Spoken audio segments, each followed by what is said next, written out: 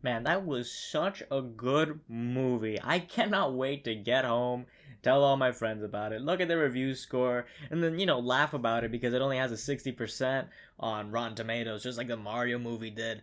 I cannot wait. I hate you.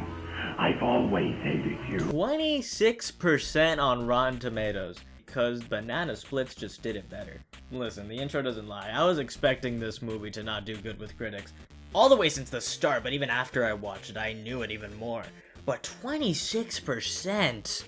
Do you want to know what other movies are in the 26%? Literally, the original Super Mario Brothers has a better rating than the FNaF movie. I hate you. Right, so I'm gonna knock two birds with one stone. While these are mostly different questions, they basically have the exact same answer. Basically boils down to, if you're a critic, it's understandable to have this sentiment because, you're expecting the usual amount of gore. But if you're a FNaF fan saying this, are we playing the same series here? You barely see any blood in this game. I think the only exception is the scooping room and sister location. And, I mean, if you want to count the spring lock failure, then, I guess there's that, but that's pixel art, so I don't really count that. And again, the last time we saw a dead body was in sister location. So this movie actually pushed the boundary in that regard. So if you're expecting something else, you are smoking some serious nightmare gas, my friend. People that were expecting FNaF VHS / Baddington levels of gore and all that, I don't know what you were expecting. I don't think we were playing the same games here. So yeah, you'd only really understand that as a FNaF fan though. As a critic, I could totally understand why you'd make this complaint. This is just a matter of, if you know how Scott Cawthon portrays horror, then you know what's gonna be in this film. So most FNaF fans knew what to expect going into this. You can also apply the same logic to the horror element of the movie, probably because they're going based on the games, and the games mostly get their horror from the jump scares, so you could expect the movie to do the exact same. A word I see a lot in reviews is gateway horror. I mean, they're kinda right. Because they were so mindful of the fans, they know exactly who's gonna be watching this movie, so they definitely toned down what could have been a much more scary experience. They're trying to make as most fans happy as they can, rather than make as many audiences happy as they can.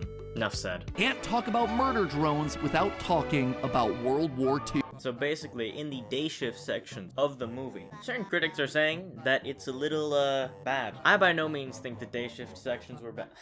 Okay, I genuinely said it that time. I by no means think the daytime sections of the movie are bad. I do think some parts were a little silly, like, the aunt. Yeah, I think that this part was a little dumb. The criminals could have easily just been random fellas who wanted to break into Freddy's and trash the place somehow, I don't know. But the aunt does come off a bit, cartoonishly evil, as IGN says, I guess. That is the one thing in their review that I agree with, by the way.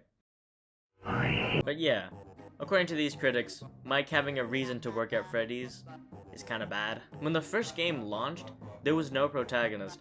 There was no clear protagonist, so we didn't really have to worry about a reason. And then later on in the franchise, it turns out it was Michael Afton. And that is a huge reason. The man's already dead, so I mean, there's not really much to lose. As well as the fact that he's trying to free the souls. So, there's a reason there. This guy? Gonna need a lot more to convince me, buddy. It'd be really unrealistic if he just decided to work there because he liked the pizza there. So yeah, I don't think him having a reason to be there is inherently bad. Spoilers if you haven't watched the movie. Garret is taken away in the beginning of the film, and this movie has a huge emphasis on the theme of moving forward and not looking to the past. And what better way to express that point than for the main character to stop worrying about somebody who was already taken in his life and start worrying about the person who's going to be taken from his life. The other stuff going on in the plot does matter here, unlike what most people are saying. And just because it's not directly from the games or tying into the gameplay in any way, because according to IGN, it would have been better to just show FNaF 1 gameplay in HD, just because it's not doing that doesn't mean that it's not important to the plot. There is a theme going on in a cohesive narrative. There was plenty of fun little Easter eggs throughout the day sections to keep FNaF fans entertained. So again, if you're a FNaF fan, you'll probably enjoy it, but if you're not, then you probably won't care about it. Which is sorta becoming a theme, huh? This is probably the easiest thing to defend in this movie. I personally thought Vanessa was like the best part of the movie. Just like in terms of like the lore and stuff. There's actually so many possibilities linked to this character.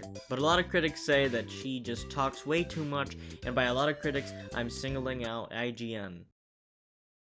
You can't keep getting away with it! This is gonna include some spoilers, but her knowing so much about Freddy's was part of the story. Mike wouldn't have suspected anything if she didn't just tell him literally everything.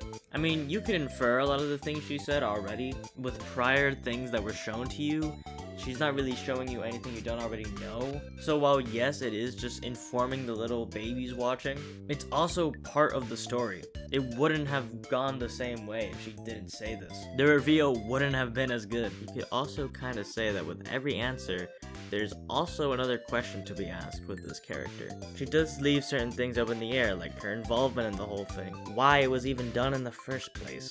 So yeah, Vanessa gets a pass from me. Yeah, she's a great character here, so let me know what you guys think.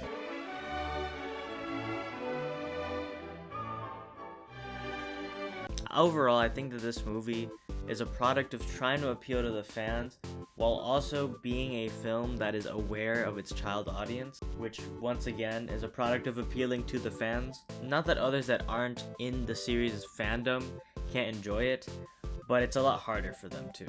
So it's like most video game adaptations. If you're a fan, you'll enjoy it. If you're a critic, you probably won't. Again, it's important to understand that these critics aren't going because they want to see the movie. They're going because they have to, so they're not gonna have the same enjoyment as you. I personally gave the movie a 9 out of 10. Really curious to see what you guys think of it. And I want to make another FNaF movie video someday, so I'll get on that soon as like I'm able to use clips from the movie. So I'll see you all next time. Bye!